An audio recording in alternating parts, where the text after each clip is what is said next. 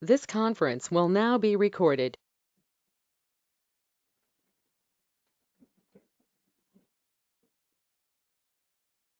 Today we are going to discuss about hyperemesis gravidarum.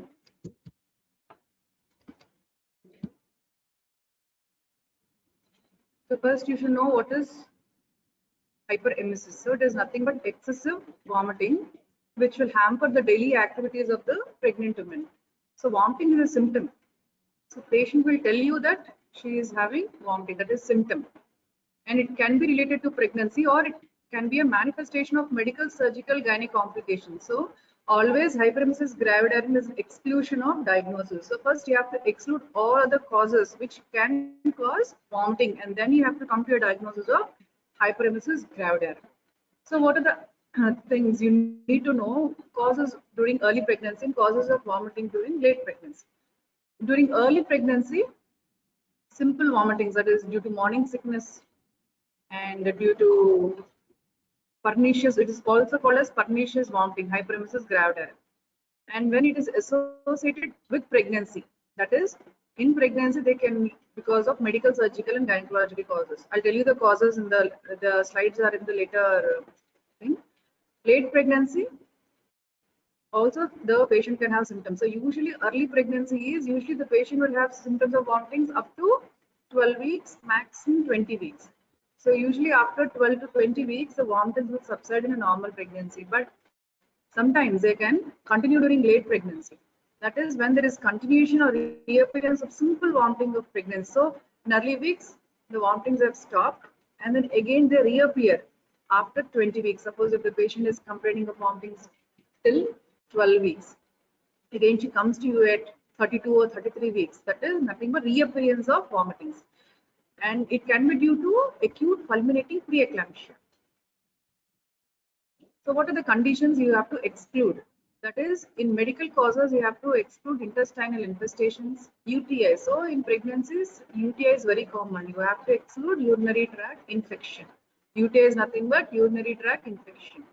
And because of hepatitis, you can have vomitings, ketoacidosis of diabetes, pyelonephritis, uremia. And in surgical condition, acute conditions such as appendicitis, intestinal obstructions, polycystitis, pancreatitis, and in gynecological conditions, twisted ovarian tumor. So when the ovary gets enlarged, it try to twist. So when there is twisting, the patient will have vomitings and red regeneration of fibroid. So all these causes should be excluded because these causes can be really problematic if you don't treat. Simple vomiting is nothing but emesis gravidarum. Hyperemesis is excessive vomiting. So simple vomitings of pregnancy is nothing but emesis gravidarum. The patient complains of nausea and occasional sickness on raising in the morning. So early morning, the patient complains without eating anything. The patient complains of vomitings. And the vomitus is in small in quantity and it's clear, or it can be bile stain. And it doesn't have any impairment of health, or it will restrict the actor. Suppose if the woman is working, so with simple vomiting, she can manage her job. But with hyperemesis, she cannot manage. The feature disappears with or without treatment by 12 to 14 weeks. So by 12 to 14 weeks, usually the vomiting disappears. Why? Because usually there is increase of serum HCG. HCG is human chorionic gonadotropin that is produced with placenta. So this will produce vomitings in pregnancy. So not only HCG is involved because of progesterone, because of estrogen, because of prolactin, because of human placental lactogen, and because of leptin. So all other also will produce the vomiting. So, but the major thing is you have to remember for your semester is HCG. So HCG is important cause for vomiting during pregnancy during early weeks. And this is aggravated by neurogenic factor. So how do you manage simple vomitings? So just give a reassurance that it will disappear by 12 weeks and ask her to take plenty of fluids because of vomiting. She can be dehydrated and ask her to take frequent small meals so that she won't vomit. And taking dry roast of biscuits, avoid fatty and spicy foods. You have to supplement with B1. B1 is nothing but thiamine. So supplement with thiamine because in these patients, because of thiamine deficiency, they can be vomiting, or because of vomiting, they can be thiamine deficiency. So we don't know the exact cause. So you supplement with thiamine, that is B1 100 mg daily, and anti-emetics. So you have to stop vomiting. So you have to use anti-emetics. So usually we use here is ondansetron or doxynate. So doxin is nothing but vitamin B6. So these two drugs we commonly use in pregnancy. Now I'm going to discuss a pathological. So this is hyperemesis gravidarum. You have to treat it promptly. Otherwise, the patient can land in many complications. It is nothing but severe type of vomitings which has got deleterious effect on the health of the mother and incapacitates her day-to-day activities. And because of what are the effects of this hyperemesis gravidarum? Because she is vomiting, so majority of the fluid is lost, so she can go into dehydration. And metabolic acidosis and starvation, because when she is vomiting and she cannot take carbohydrates. So that is called as when there is no carbohydrates in the body, what will happen? The ketone bodies are produced. It goes into anaerobic metabolism. So it causes metabolic acidosis. That is called as starvation. And because she's vomiting, there is loss of HCl. HCl is nothing but acid. So loss of acid in the body, it causes metabolic alkalosis. And in process of vomiting, you may lose all the electrolytes, that is sodium, chloride, and potassium. So sodium, chloride, and potassium are the electrolytes which are lost during vomitings, and if it is a potassium deficiency, it's called hypokalemia. And because of vomiting, she is not able to take proper diet, that is why there is weight loss. So all these are the consequences of hyperemesis gravidarum. You have to remember dehydration, metabolic acidosis, metabolic alkalosis, electrolyte imbalance, and weight loss. Then what is the etiology? So usually during the first pregnancy, the patient will have, that is in primaries are more common, first pregnancy at younger age and low BMI, that is weight is low, and family history. So you see many patients that have mother and sister had history of the similar manifestation. So the family history also is there, and multiple gestation. Why in multiple gestation? In multiple gestation, two fetuses, multiple nothing but more than one fetus is nothing but multiple gestation. So if two fetuses are there, that is twin pregnancy, two placentas are there. When two placentas are there, more amount of HCG is produced. So it can cause hyperemesis gravidarum. And gestation trophoblastic disease. So gestation trophoblastic disease is nothing but there is pathology in the placenta where there is more growth of syncytial and syncytial trophoblast, which will produce more amount of HCG. That is why in GTD, gestation trophoblastic disease, there is hyperemesis gravidarum. And the patients who are having history of motion sickness and migraine also will have this hyperemesis gravidarum because of the vestibular problem. Next, theories, they can be because of hormonal, psychogenic, diabetic, or this is not required. You have to remember the HCG is the main hormone which is probable cause for this hyperemesis gravidarum. And in pregnancy, more amount of progesterone is there. So what does progesterone do? It will relax the cardiac sphincter. So cardiac sphincter is nothing but the between junction of the esophagus and stomach, right? So there is relaxation of the cardiac sphincter because of the progesterone, and because of progesterone there is decrease of gastric motility that will cause tension of the gastric fluids. And other hormones, thyroid, thyroxine, prolactin, leptin, and ACTH. So these are the hormones which can be responsible for hyperemesis gravidarum. Next, psychogenic factor, diet deficiency. So in diet deficiency, you have to remember low carbohydrate reserve and deficiency of vitamin B6, B1. So sometimes what happens? So what are the changes during this hyperemesis gravidarum? So because there can be metabolic changes and biochemical changes. You have to remember that in hyperemesis gravidarum, there is sometimes when there is transient thyrotoxicosis, there can be hyperemesis. Okay, these are, I told you what happens. There is a decrease of potassium, sodium, and chloride because of vomiting. And what happens in vomiting? The patient may get, so in severe cases of vomiting, the patient will be dehydrated, and there is effect on the renal plasma flow. So the kidney gets affected. It causes rise in blood urea and uric acid. So what happens? This is called as pre-renal failure. So because of dehydration, the kidney is getting affected, and the patient will suffer from hypoglycemia because the patient is not eating food, and there is hypoproteinemia because of kidney function is impaired. Then, but what are the metabolic changes? So metabolic changes, I told you, because of low carbohydrate diet, it forms ketone bodies, and there is excretion of estone from the kidneys. There is estetic breath, and there is excessive secretion of NPN, and non-protein nitrogen in urine. So these are the metabolic changes. So what are the circulatory changes? There is rise of hemoglobin percentage, that is there will be increase of hemoglobin hematocrit value, that is hemo concentration. and there is a slight increase in white cell count with increase in eosinophils, and there is reduction of extracellular. So all this circulatory changes, there is hemo concentration. So hemo concentration can lead to what? Prothrombotic condition sometimes. So whatever may be the cause of vomiting, it is aggravated by neurogenic element. So you have to remember that it is a vicious cycle. Once the vomiting starts, there is starvation, there is ketoacidosis, again vomiting. So it is a vicious cycle which goes on. We have to stop that cycle. That is how we treat the hyperemesis gravidarum. So what are the organs that are affected during hyperemesis gravidarum? So I told you liver.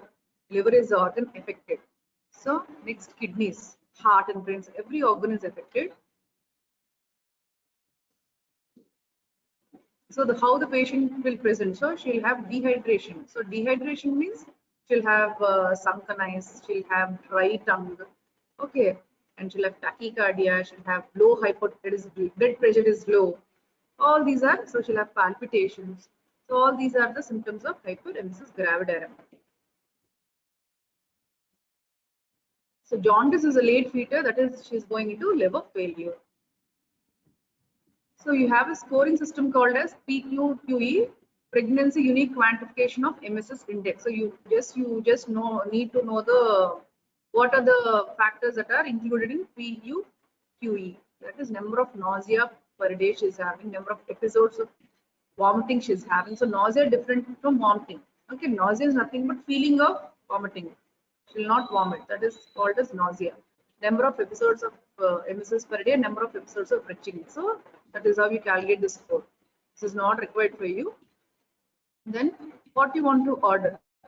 So suppose if the patient comes to your clinic with hyperemesis gravidarum, first you have to examine the patient and you have to see the signs of dehydration. What are the signs of dehydration? Sunken eyes, okay, dry tongue, and when you check her blood pressure, it is low. When you check her heart with your stethoscope, her heart rate will be more. Okay, and you ask her how she's passing urine, she tells very small quantity. And what are the investigations you want to order? You have to order for specific gravity of the urine and color of the urine. There will be high dark color because of less amount of water and presence of histone, proteins, and bile pigments. So these are things you have to see in urine analysis. And then you have to order for serum electrolytes. That is nothing but sodium, potassium, and chloride. And you have ordered for CBP, hemo concentration. Okay. And liver function test. So liver function test, you have to order for liver function test. That's nothing but serum bilirubin. Okay, transaminase enzymes, ALP, AST, you have to order.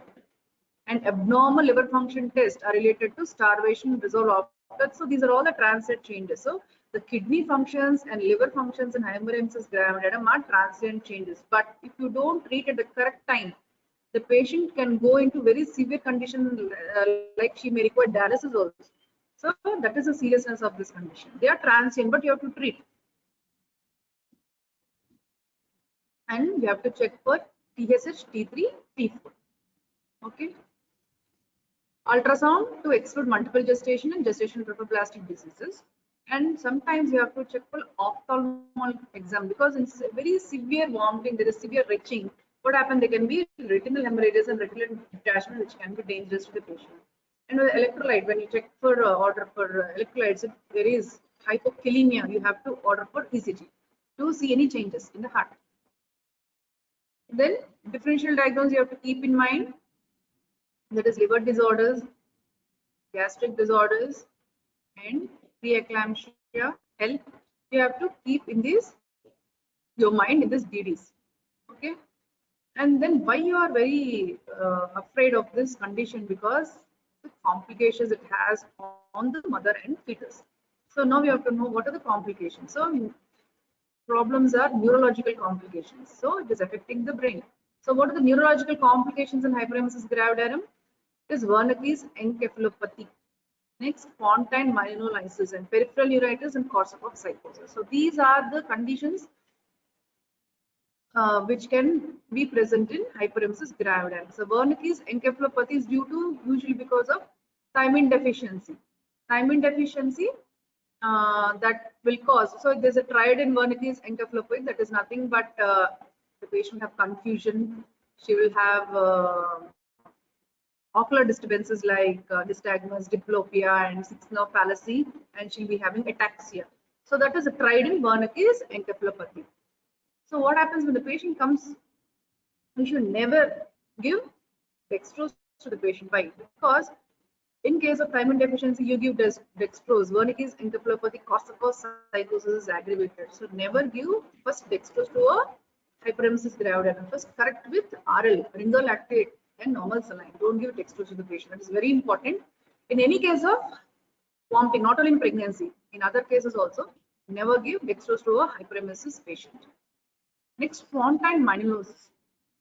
So what happens in some brain, where you have brain like brainstem, cerebellum, everything. So in Fontan myelinosis, so this myelin is get lost. So that will have effect on the patient. Next, Korsakoff psychosis. These are the neurological condition and stress ulcers in the stomach. Esophageal tears, that is Mallory-Weiss syndrome. The patient will have severe vomiting, so she retches and there can be tear in the esophagus. So the tear in the esophagus due to hyperemesis is known as Mallory-Weiss syndrome. And the patient have jaundice, hepatic failure, convulsions and coma, hypoproteinuria due to vitamin K deficiency, and renal failure. And if the patient, with vomiting, she's immobile and she's dehydrated, all these are causes. So vomitings because of dehydration, immobile. So there will be aggravation of prothrombotic condition that can lead to deep venous thrombosis. So if in hyperemesis gravidarum, the patient is not able to move, she is in a immobilized state, you start low molecular weight happening to the patient if she is not moving. So because it can lead to DVT, deep vein thrombosis. Then spontaneous pneumomediastinum subcutaneous empyema. So these are all because of severe ones. So very rare you see, but these are in cases of severe vomiting and the retinal hemorrhage. So what are the fetal problems? She can have miscarriages, preterm labor, stillbirth. Next, central Fontan myelinosis. So there is, I want to mention about this because you need to know what happens here. So when the plasma levels of sodium are decreased, that is less than 120 millimoles per liter, because of this hyperemesis, the patient can have confusion, seizures, and respiratory arrest. So when you want to correct this hyponatremia condition, so never correct rapidly, you have to correct very slowly. So there is a chart how to correct. For you, no need, you have to know that if you correct hyponatremia rapidly, it can lead to central Fontan myelinosis. That's all you need to know, which can lead to confusion, seizures, respiratory arrest. Okay, suppose if she's having patient is having central Fontan myelinosis, the patient can present spastic quadriparesis, pseudoverbal palsy, and impaired consciousness. Then Wernicke's encephalopathy, I told you, it has triad, that is the ocular triad, that is diplopia, nystagmus, sixth nerve fallacy, confusion, ataxia. If not treated, it can lead to Korsakoff psychosis. That Korsakoff psychosis is nothing but amnesia. That is retrograde, not simple amnesia. It's retrograde amnesia and impaired ability to learn, learning disorder. Then severe depression. So when the patient goes to severe depression, that is also an indication for termination of pregnancy. And what is the other indication for termination of pregnancy? If the patient, you have given so many drugs and the patient, there is intractable vomiting, the vomiting is not under control and it is hindering the patient's health, you have to terminate the pregnancy. So how do you manage? First, you have to maintain, when the patient comes, you have to maintain hydration. No, that means you have to start IV fluids. First thing, when the patient comes in, after starting your IV fluids, you have to control further vomitings to prevent dehydration. That is where antiemetics. And then when after you giving IV fluids and your antiemetics, then you have to send blood for investigations. Suppose if you find any electrolyte disturbances like sodium, potassium, chlorine, you have to correct them. If you find any metabolic disturbances, you have to correct them, like metabolic acidosis, malacrosis, you have to correct them. And you have to correct because to prevent severe complications. So what are the severe complications? Nothing but Wernicke's encephalopathy, Korsakoff psychosis, peripheral neuritis. All the neurological complications are, and also, so if you have severe vomitings, it can cause esophageal tears, okay, and pseudomediastinum, empyema. So all these complications you have to prevent. That is the treatment protocol. So how, when the patient comes, how you want to correct? So start an IV fluids. So you can follow the simple thing. It is very simple to remember that when the patient comes first day, it is in the first 1 hour, give 1 liter of normal saline. That is concentration is 0.9%. Okay. Because I'm telling 0.9% because it is half normal saline. That is 0.45% is also there. That's why you have to tell 0.9%. So 1 liter in 1 hour. You can add KCl if she is having hypokalemia. Otherwise, no need. Then next 2 hours, you again give 1 liter. So 1 liter is common. So 1 liter is common. So first 1 hour, 1 liter. Next 2 hours, 1 liter. Then next 6 hours, 1 liter. Next 8 hours, 1 liter. So this is for the first day. So next is first day you give only normal and don't give dextrose. Okay. Next day, second day, then you can give thiamine in 100 ml of NS. Over half an hour you give, and you can add multivitamin also. Then you should start dextrose. Okay, don't straight away start dextrose. Then when the patient comes, I told you first you have to correct the dehydration, start IV fluids. After that you have to start antiemetics. So these are different antiemetics, but what we give is metoclopramide. That is Perinorm.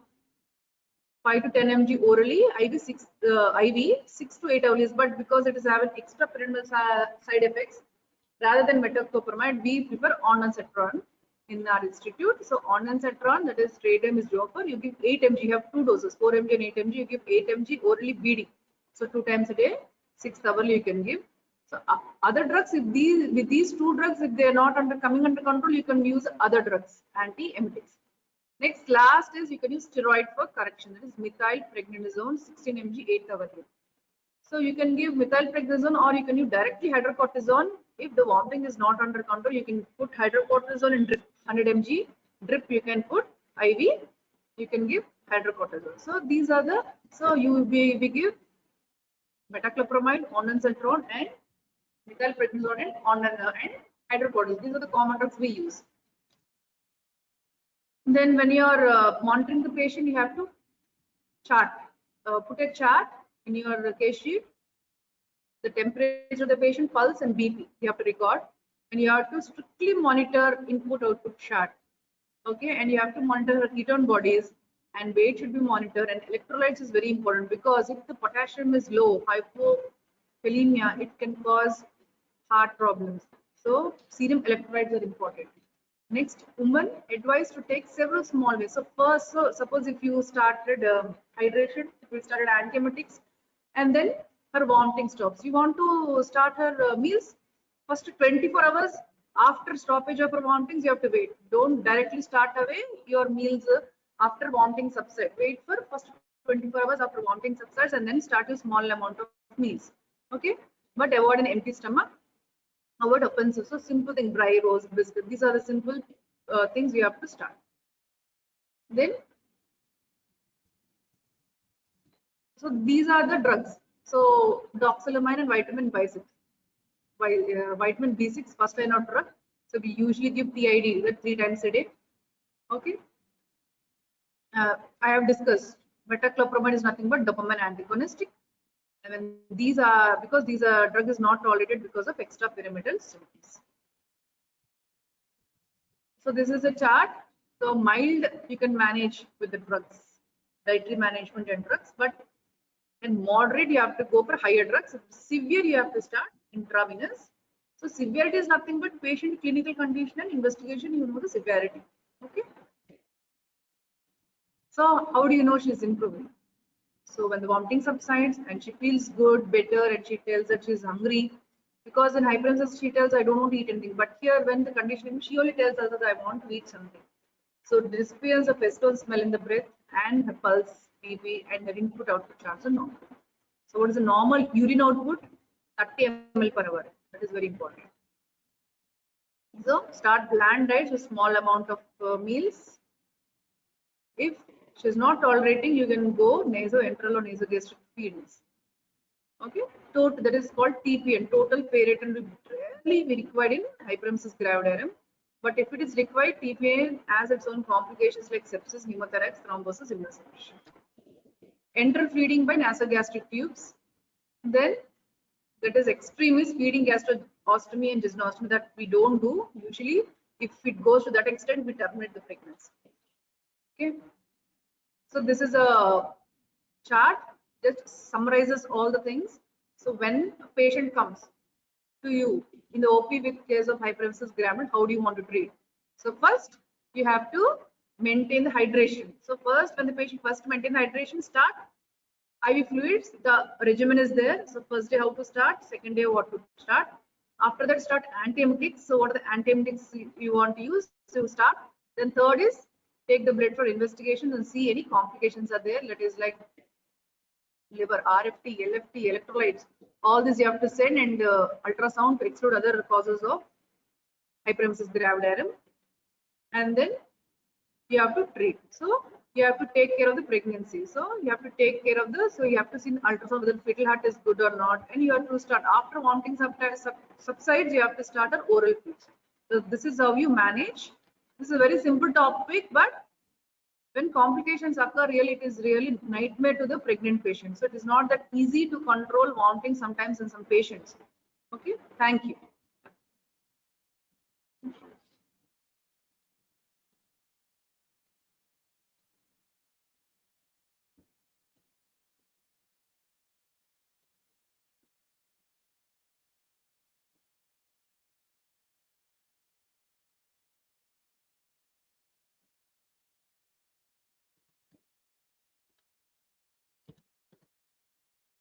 Safety ఎక్కడ ఉంది ఇంట్లో ఎక్కడ తీసుకుంది అక్కడ ఉందా